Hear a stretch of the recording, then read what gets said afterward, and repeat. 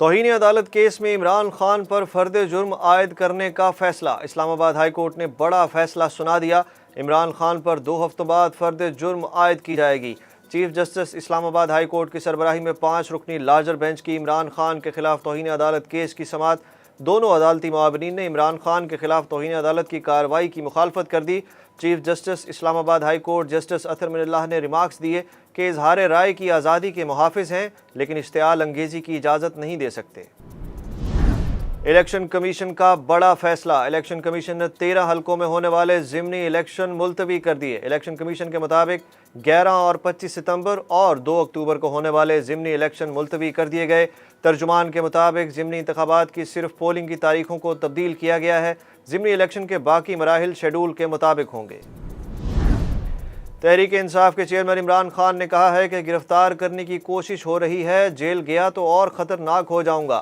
اسلام آباد high court میں توہین عدالت کیس کی سماعت سے قبل صحافیوں سے گفتگو کرتے ہوئے سابق وزیر اعظم کا کہنا تھا کہ اتنی پولیس زندگی میں نہیں دیکھی، ایسا لگ رہا تھا جیسے کلبھوشن عدالت آ رہا ہو۔ تحریک انصاف کا آج ملتان میں پاور شو۔ عمران خان جلسے سے خطاب کریں گے۔ عمران خان کے خطاب کے لیے بلٹ پروف ڈائس تیار کیا گیا ہے۔ بابر چوک پر قائم جلسہ گاہ میں کارکنوں کی آمد کا سلسلہ جاری۔ توہین عدالت کیس کی سماعت کے باعث عمران خان تاحال جلسہ گاہ نہ پہنچے۔ انتظامیہ کی جانب سے جلسے کا وقت 4 بجے مقرر کیا گیا تھا۔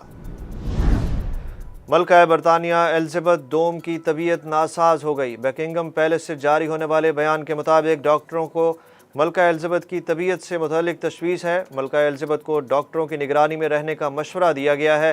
برطانوی وزیر اعظم لیز ٹرس کا کہنا ہے کہ ملک بھر کے عوام کو ملکہ کی صحت سے متعلق خبر پر تشویش ہے۔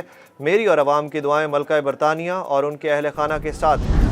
Army chief general Qamar Javed Bajwa نے کہا ہے کہ پاکستان امریکہ کے ساتھ کثیر الجہتی پائیدار تعلقات کی روایت کو برقرار رکھنے کا خواہاں ہے۔ ISPR کے مطابق army chief general Qamar Javed Bajwa سے امریکی وزیر خارجہ نے وفد کے ہمراہ ملاقات کی۔ ملاقات میں باہمی دلچسپی کے امور اور خطے کی سیکیورٹی صورتحال پر تبادلہ خیال کیا گیا۔ آرمی چیف سے سعودی وزارت دفاع کے ٹرانسفارمیشن مینجمنٹ آفس کے CEO ڈاکٹر سمیر بن عبدالعزیز نے GHQ میں ملاقات کی۔ ملاقات میں علاقائی امن و استحکام اور سیکیورٹی تعاون پر بات چیت ہوئی۔ سیلاب سے 24 گھنٹوں میں مزید 12 اموات۔ پاکستان کی سب سے بڑی منچھر جھیل میں لگائے گئے کٹ بھی کام نہ آئے۔ دریائے سندھ کی سطح بلند ہونے سے جھیل کا پانی دریا میں جانے کے بجائے الٹا بہنے لگا۔ ریلوں سے 7 کی 7 یونین کونسلز کے 500 سے زائد دیہاتوں کے 1.5 لاکھ سے زائد افراد متاثر ہو گئے۔ دوسری جانب بلوچستان کے ضلع جعفر آباد اور صحبت پور کے علاقوں میں 2 ہفتوں سے پانی موجود۔ گریڈ اسٹیشن، سرکاری عمارتیں اور سڑکیں بھی زیر آب آ گئیں۔ سیلاب متاثرین کے لیے امداد لے کر امارات سے مزید 2 پروازیں کراچی پہنچ گئیں۔ متحدہ عرب امارات کا سیلاب متاثرین کے لیے $1 کروڑ دینے کا بھی اعلان۔ اقتصادی رابطہ کمیٹی نے سیلاب متاثرین کے لیے 3 ارب روپے کے فنڈز کی منظوری دے دی۔ سیلاب متاثرین کو خوراک کی فراہمی کے لیے 54 کروڑ روپے کی منظوری بھی دی گئی۔ یوٹیلیٹی سٹورز کارپوریشن کے ذریعے متاثرہ علاقوں میں ضروری اشیاء فراہم کی جائیں گی۔ لاہور ہائی کورٹ کے ججز کی مریم نواز کا پاسپورٹ کیس سننے سے چوتھی بار معذرت۔ 2 رکنی بینچ کے جسٹس انوار الحق پنو نے بھی مریم نواز کا کیس سننے سے معذرت کر لی۔ مریم نواز کی درخواست chief justice Lahore high court کو بھجوا دی گئی۔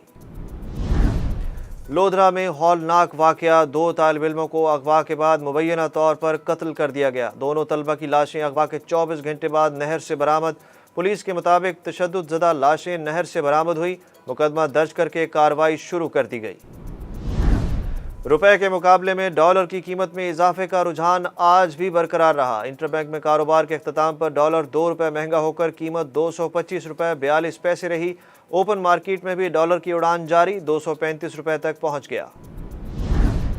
PCB کا افغان تماشائیوں کا معاملہ ICC فورم پر اٹھانے کا فیصلہ۔ پاکستان افغانستان کو ہرا کر ایشیا کپ کے فائنل میں پہنچ گیا۔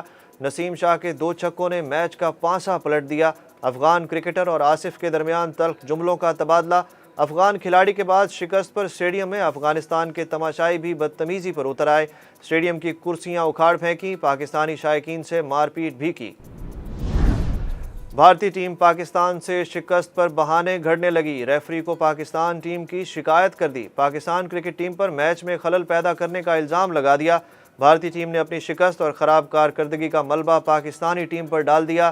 بھارتی ٹیم نے الزام عائد کیا ہے کہ پاکستان کرکٹ ٹیم نے میچ میں خلل پیدا کیا۔ میچ ریفری نے بھارتی ٹیم کی شکایت کو بے بنیاد قرار دے کر تسلیم کرنے سے انکار کر دیا۔